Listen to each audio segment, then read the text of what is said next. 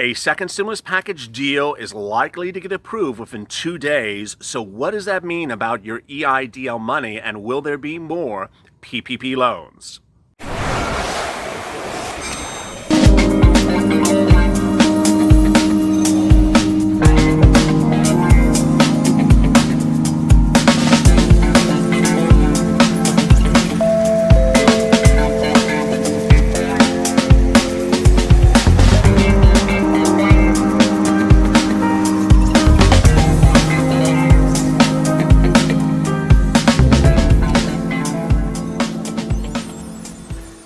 Hey, good evening, everybody. This is Evenings LALATE. Hope you're good and safe. This is Tuesday evening with bombshell news right before this video. LALATE evenings always start at 6:45 with the check and then come to EIDL at 7:15. But the video right before this was, wow, there is now indication that a second stimulus check deal will be formulated within the next 1 to 2 days. Really shocking details. If you haven't watched that video, please do. But what I want to talk about in this video is, what does that mean for EIDL? What does it mean if you have a loan, you want to get a loan, you want to get another loan for another business? And how about PPP? So let me get right to it. There apparently are talks, and apparently there is confirmation that both sides propose a new round of PPP money that apparently would be a little bit more simple, would be additional, would give you additional liquidity. So I know a lot of my EIDL viewers also have PPP, and this is something you need to listen up for. So apparently both the Democrats and the Republicans understand that liquidity and loans are very needed, and they're more needed now than everyone ever thought before. And because of that, apparently when we see the second stimulus package debut, it's like, it's like on Broadway or something. When it debuts, it's going to have another round of PPP in it, but done a lot simpler. And it may be devised in a different way. There may or may not be something for EIDL in there. Now, what is very strange is that PPP was not in the HEROES Act, nor was EIDL. But the bill that's going to get passed is the HEROES Act. So apparently they may have modified things. Chuck Schumer, in a quote I delivered minutes ago in the earlier video, said, "We made concessions, they made concessions." What were the concessions? Well, the Republicans were pushing for PPP, more money. I don't know about EIDL. And EIDL sort of seems as that thing that's out there is very confusing, especially as this horrible hurricane has really ravaged the East Coast, now a tropical storm causing a path of destruction, and that destruction is on top of people who've lost their businesses or their businesses were in trouble. And SBA normally loans money for disasters like a tornado or a hurricane like that. So everything is getting a little bit peculiar very quickly for lending instruments.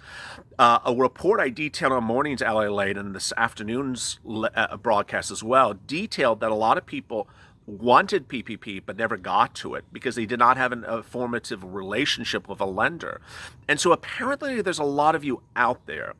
What I need you to know is that PPP and EIDL do sort of work together, that one requires you to disclose the other, that both are instruments through SBA, and that ultimately you need to decide which one is better for you. Now, there is this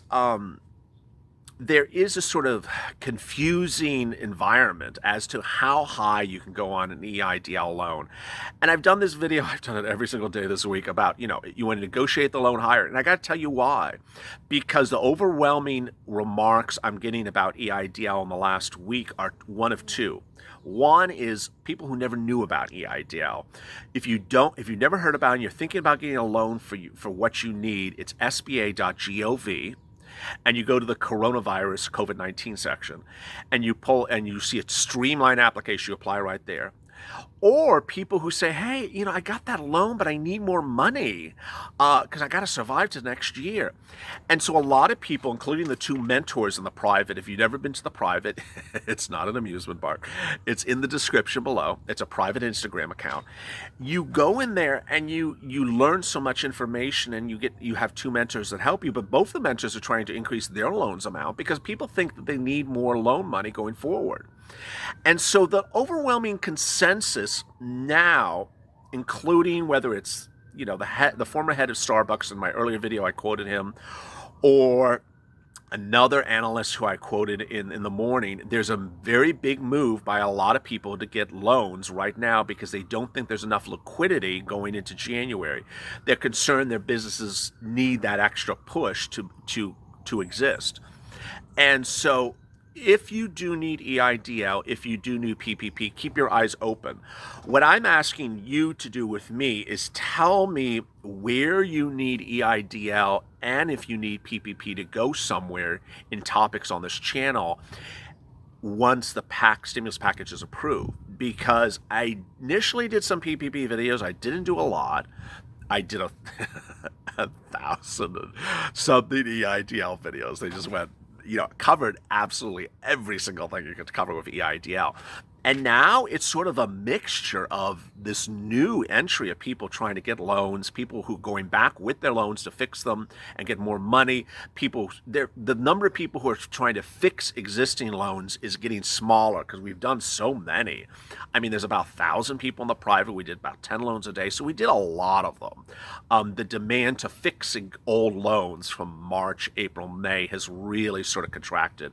So we are fixing some June applicants now in July. But as you go forward, where is the issue for you? Now, if you're looking to increase your EIDL loan, it's based upon your calculation of your lending amount. So, and that's based upon your 2019 numbers. You look at gross rev minus cost of goods sold divided by 2. It's a calculation that draws from your line 1, your line 2 of your 2019 return. It doesn't matter if you're an EIN, an LLC, an Inc., or individual. You look at that schedule and you see line 1 will say gross rev, and you see line 2 will say cost of goods sold. And you do the calculation. Here's one question. Someone asked me yesterday, he's like, my cost of goods sold is 0. And it was like an equipment manufacturer. I'm like, okay, that's some strange accounting there. And ultimately, my answer was, hey, if it's 0, you list 0. But SBA may say, why the hell is it 0? It doesn't make sense that 0. A lot of you have strange accounting. And I got to tell you, if you have strange accounting, SBA is going to give you the same look I'm giving you right now. It's like, this accounting is really weird. So some of you are like, putting 5 different businesses on one Schedule C, or one person said he puts his LLC's income on his Schedule C, which, okay, it's all sort of strange. But if you know how to get through that, and there we go. When we see the second stimulus package, what I want you to understand is that there's going to be a lot of stuff there that doesn't conflict with EIDL. And I know I'm getting that question, so I'm answering it now. You're like, does this conflict? And I've answered that. I've answered that. What's your FICO score? Don't ask me what the FICO score is.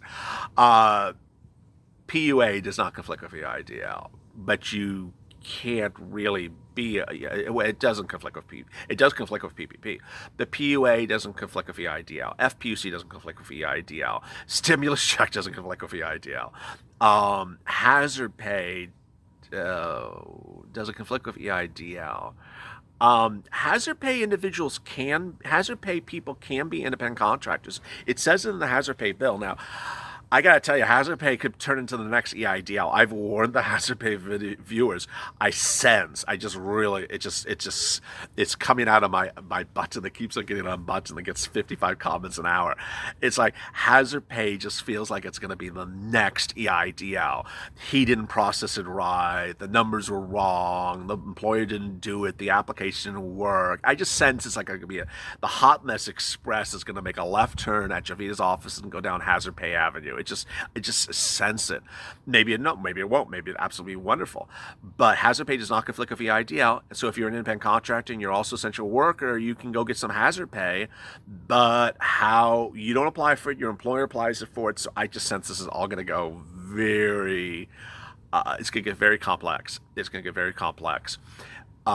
Rent eviction moratorium and hazard pay doesn't conflict. This is EIDL, dude. I'm confusing which video we're on. Has rent eviction moratorium and EIDL don't conflict. So if you get rent help, it does not conflict with EIDL. If you get utilities help, it does not conflict with EIDL. If you get a rent eviction moratorium, it does not conflict with EIDL. If you get a loan for a mortgage forbearance, which means they can't foreclose on your home or your or your apartment building. It does not conflict with EIDL. All these things are sort of important to remember. And it's the most important thing to remember. Well, there's two. One, you got to like and subscribe. And this other one is you got to know your Experian Advantage 3.0. Now, which of these agencies are going to use which credit score lending instrument? I don't know. But that woman with the scarves, she only uses Experian Advantage 3.0. So download the app, call up Experian, ask for your Advantage 3.0 score. If it's low, get those adverse entries off of there. What are adverse entries? There are negative entries that really shouldn't be on there. Do the boost, BOOST, where you ask to increase your credit score, and they do it for free. It jumps it up 20 points. And watch the videos. I mean, I had 4 people in the private overnight asking me what Experian Boost is. I'm like, not only is it described in the introduction to the private in the introductory remarks, I've done videos about it, and I still have people really not, understanding that SBA doesn't just lend to anyone. You have to have a decent credit score.